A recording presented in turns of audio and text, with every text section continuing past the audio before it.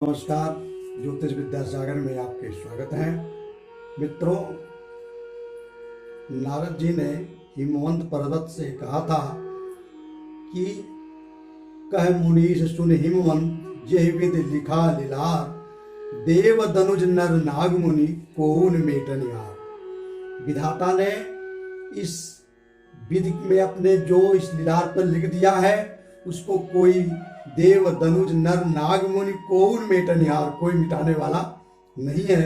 इन्हीं के संदर्भ में मैं आज आपको ग्रहों के बारे में बताता हूं कि आपकी दशा किस ग्रह की चल रही है। आप उसी प्रकार से काम करेंगे जिस प्रकार से आपके कुंडली में ग्रहों की दशा चल रही है, वही आपके दिमाग में बैठ जाते हैं। वही उसी प्रकार से अपने ही रास्ते पे वो आपको चलाते हैं। इसमें मनुष्य का कोई भी अधिकार नहीं है। सुनो सखा भाभी प्रबल, बिलक कहाऊं मुनिनाथ, हानि लाभ जीवन मरण जस अपजस विधिहा। देखिए, ग्रह कुंडली में ग्रह कितने प्रकार के हैं। जितने, अगर उनकी दशा, जिनकी भी दशा चल रही है, आप तो अब तो जानकार हो गए होंगे। कुंडली में आप देखिए कि मेरी किस ग्रह की दशा चल रही है। अगर वो ग्रह आपका उच्च राशि में है, उच्च राशि नीच राशि मैंने आपको पिछले वीडियो में बता दिया है, उसको आप देख लेना। अगर वो ग्रह उच्च राशि का है तब आपका दिमाग उच्चता की तरफ जाएगा। आप ऊंचे घर में रहोगे, उच्च विचार आपका होगा, उच्च शिक्षा होगी, उस समय उच्च धन आएंगे। मैं आपको एक सरल भाषा में बता रहा हूं, ये ज्योतिषी भाषा में नहीं बता रहा हूं आपको। अगर आपके ग्रहों की दशा, जिसकी दशा चल रही है, अगर वो ग्रह उच्च आपकी कुंडली में उच्च राशि में बैठा है, जैसे सूर्य मेष में उच्च का होता है, शनि तुला में उच्च का होता है, इसी प्रकार से सारे ग्रह उच्च के होते हैं। अगर सारे ग्रह इस बताएंगे तो आपका ये छूट जाएगा। उच्च राशि का है तो आप बहुत धन कमाओगे, बहुत विद्या प्राप्त करोगे, बहुत आपके विचार भी बड़े उच्च होंगे। छोटे मोटे विचार अगर आपसे मन में आएंगे नहीं, छोटी मोटी बातें कोई करेगा तो आपसे बात करके वो समझ लेगा कि इनकी ग्रह इस समय उच्च के ग्रह चल रहे हैं। अच्छा, उच्च के ग्रह का ये है। अगर आपके कुंडली में स्वगृही के राशि के ग्रह हैं, आपकी कुंडली में जो ग्रह की दशा चल रही है, अगर वो आपकी कुंडली में स्वगृही बैठा हुआ है, जैसे शनि कुंभ या मकर में है, सूर्य जैसे मेष में है, सिंह में है, बुध जैसे मिथुन में है और कन्या में है। इस प्रकार से अगर जिनकी ग्रह दशा अंतरदशा की बात मैं कर रहा हूं, अगर दशा अंतरदशा आपके स्वगृही ग्रहों की चल रही है तो आप अपने घर में आराम से बैठोगे, बाधा कोई नहीं आएगी। नए नए घर बनाते जाओगे और नए नए आप जो बिल्कुल आराम से, आपके ऊपर कोई भी कितना भी कोई करे कोई प्रभाव नहीं पड़ेगा, आप परेशान नहीं रहोगे। पहले के जमाने में अपने घर में चुपचाप बैठना ये राजा महाराजाओं का काम था। इसीलिए बोलते हैं स्वगृही ग्रह। अगर स्वगृही की है तो आपको घर बैठे ही धन आता रहेगा, आपके बच्चे, बीवी, स्त्री, घर परिवार सब सुखी रहेंगे और किसी प्रकार की वैमनस्यता नहीं रहेगी।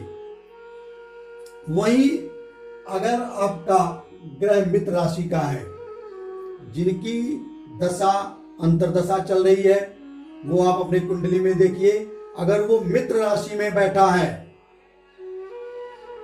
तो आपके नए नए मित्र उत्पन्न होंगे, मित्रों से आपको लाभ होगा। कोई भी काम आप करोगे, करना शुरू करोगे, आपके 4 मित्र आकर के उसको पूरा कर देंगे।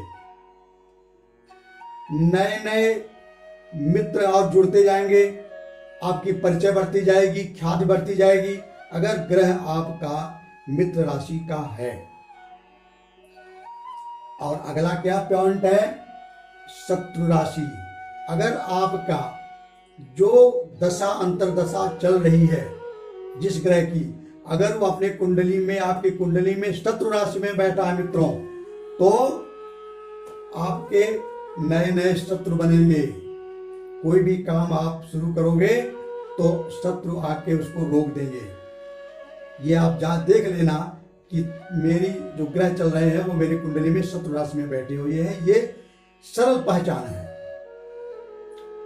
कहीं भी आप जाओगे हमेशा रुकावटें, खाना खाने जाओगे उसमें भी कुछ मक्खी पड़ जाएगी, शादी विवाह अपने बेटी बेटा का आप करने जाओगे तो वहां भी रुकावटें। तो उस समय आप जान लेना कि हमारे ग्रह जिनकी दशा अंतरदशा प्रतंतर दशा चल रही है वो ग्रह शत्रु राशि के बैठे हैं। अच्छा, अगला क्या है? नीच राशि। अगर ग्रह जिनकी दशा चल रही है, जिनकी अंतरदशा चल रही है, वो आपके कुंडली में नीच राशि के बैठे हैं, जैसे सूर्य तुला में बैठा हो, शनि मेष में बैठा हो, इस प्रकार से नीच उच्च का भी मैंने आपको बता रखा है। तो अगर ग्रह नीच राशि का बैठा है तो मित्रों आपके अंदर वही नीच ग्रह आके बैठ जाते हैं। बार बार आत्महत्या का मन करता है। कोई भी काम आप करोगे तो उसमें आपको नीचत्व दिखाया जाएगा, हमेशा अपमानित किया जाएगा, हमेशा आपके सारे काम आधे अधूरों पर अटक जाएंगे, कोई काम पूरा नहीं होने वाला है। नीच का ग्रह आपके मस्तिष्क को नीच भी बना देता है, बुरे कर्म करवाता है आपसे, बुरे कर्म करने वाले आप हो जाओगे, पूजा पाठ से दूर हो जाओगे और घृणित कर्म करोगे कि जिससे वही ग्रह आपके मस्तिष्क में बैठकर नीचत्व दिखा रहा है, अपमानित होना पड़ेगा। उसी के नाते आपको जेल जुर्माना होना पड़ेगा और जेल जाना पड़ेगा, सबसे शत्रुता होगी।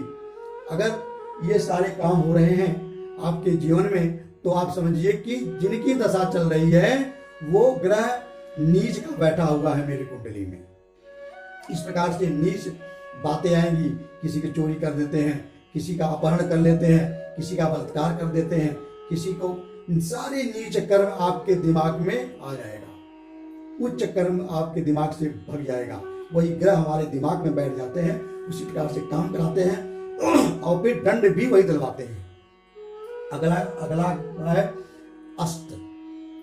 अगर आपकी कुंडली में कोई ग्रह अस्त है, कमेंट कुछ लोग दिए थे कि गुरुजी बुध हमारे ग्रहों में अस्त हैं, तो देख लीजिए कि अगर ग्रह अस्त है, वैसे बुध का अस्त बहुत प्रभावित नहीं होता, बुध अक्सर अस्त ही होता है।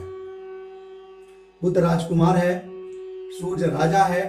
ये बुध आप 80% कुंडलियों में देखेंगे बुध सूर्य के साथ ही रहता है। भाई राजकुमार राजा के साथ नहीं रहेगा तो और कौन रहेगा।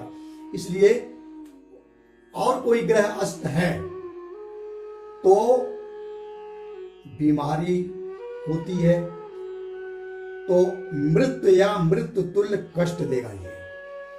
अगर अस्त ग्रहों की दशा अंतरदशा आती है, मंत्रेश्वर जी अपने फल दीपिका में लिखते हैं कि अगर अस्त ग्रहों की दशा अंतरदशा आती है तो सावधान, बहुत बच के रहना है आपको। अस्त ग्रह सबसे खराब होता है, वो शरीर को भी अस्त कर देता है। जैसा नाम वैसा काम। बहुत सारी कुंडलियां मैंने देखी, बीमारी उठी, छोटी सी बीमारी हुई, बढ़ते बढ़ते बढ़ते बढ़ते अंत तक, फिर बाद में देखा गया ग्रह इसका अस्त है, साथ में मारक भी है, दूसरे और सप्तम भाव का मालिक है और अस्त भी है, तो समझ लो कि उसकी दशा में बचना आदमी को मुश्किल है, वो अस्त करके ही छोड़ेगा। अगला समराशि। अगर आपका ग्रह दशांतर दशा में कोई ग्रह समराशि का बैठा है तो न अच्छा हुआ होगा न बुरा होगा, न कोई बहुत उन्नति होगी और न आपकी अवनति होगी। अगला देखिए बकरी ग्रह। अगर आपकी दशांतर दशा, आपकी कुंडली में कोई ग्रह बकरी है, अगर उसकी दशांतर दशा आ रही है तो बकरी ग्रह बहुत ही शुभ होते हैं मित्रों। बेशक बकरी ग्रह, यहां तक आप सुन लीजिए, मंत्रेश्वर जी अपने फल दीपिका में लिखते हैं कि अगर बकरी ग्रह नीच राशि में बैठे हों, शत्रु राशि में बैठे हों, शत्रु ग्रहों द्वारा दृष्टि हो, पाप ग्रहों द्वारा दृष्टि हो, लेकिन वो बकरी हो, अगर बकरी है तो उस दशा अंतर दशा में आपके सारे रुके हुए काम उन्हीं दशा में पूर्ण होंगे।